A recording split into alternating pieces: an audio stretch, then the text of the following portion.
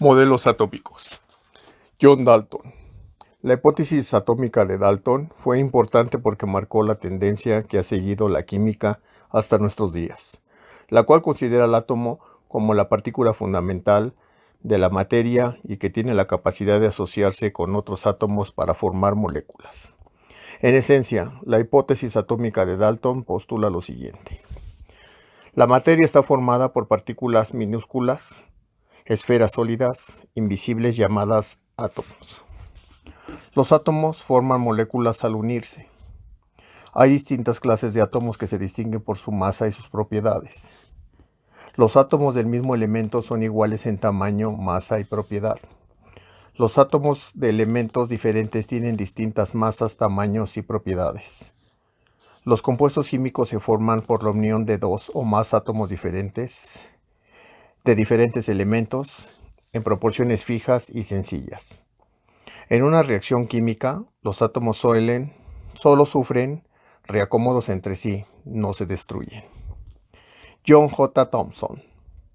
Utilizando el tubo de rayos catódicos inventado por el químico inglés William Crookes, descubrió unas partículas más pequeñas que el átomo, con carga eléctrica negativa, a las que George Stone llamó electrones. Con ello se rompió la idea milenaria de que el átomo era indivisible. Este químico propuso en 1904 un modelo de átomo donde la carga positiva, que tenía la forma de nube difusa, contenía cargas negativas uniformemente distribuidas, similares a un panqué con pasas.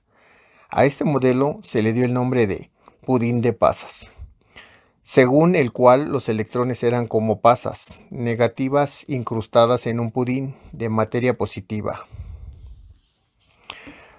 Ernest Rutherford fue el alumno de J. J. Thomson en Inglaterra, y con su famoso experimento de la delgada lámina de oro que irradió con rayos alfa emitidos por núcleos de helio, propuso un modelo atómico en 1911, en el cual indicó que el átomo era un gran espacio vacío dentro del que se encuentra un núcleo muy denso y compacto, donde hay partículas subatómicas de carga eléctrica positiva, a las que llamó protones, que significa partícula primaria, y además es el responsable de la masa del átomo, de la carga positiva de este.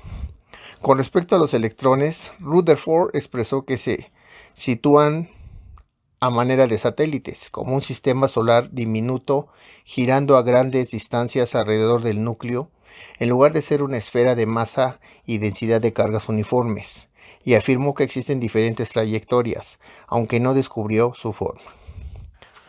Niels Bohr, en 1913, mejoró el modelo propuesto por Rutherford, adicionando los niveles fijos o estacionarios de energía, señalando que los electrones giran alrededor del núcleo en órbitas circulares, mientras que los electrones permanezcan en un determinado nivel, no ganan ni pierden energía.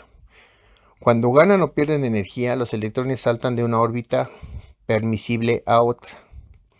Los neutrones se descubrieron hasta 1935 por James Chadwick y se consideraron también como parte del modelo de Bohr al ubicarlos en el núcleo del átomo.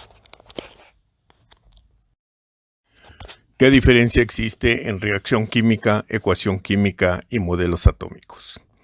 Reacción química es un proceso mediante el cual una, dos o más sustancias, reactivos, se combinan químicamente mediante la aplicación de la energía para formar una o más sustancias nuevas. Ecuación química se utiliza para representar simbólicamente las reacciones químicas. Modelos atómicos. Es un diagrama conceptual o representación estructural de un átomo, cuyo fin es explicar sus propiedades y funcionamiento. ¿Cómo los átomos forman enlaces? Un enlace químico es la fuerza que une a los átomos para formar compuestos. Los enlaces químicos se forman ganando, cediendo o compartiendo electrones. ¿Qué pasa cuando se forman? Los electrones de átomos se distribuyen y la energía de la sustancia que se formó es menor que cuando los átomos estaban separados. Los tipos de enlace más importantes son enlace iónico, uno de los átomos que participa en el enlace cede electrones. Esta capacidad de donar o ceder electrones depende de la electronegatividad de cada átomo. Enlace covalente. Los átomos comparten los electrones. Ocurre en átomos de enlaces no metálicos. Y enlace metálico. Un tipo de unión química que se produce únicamente entre los átomos de un mismo elemento metálico.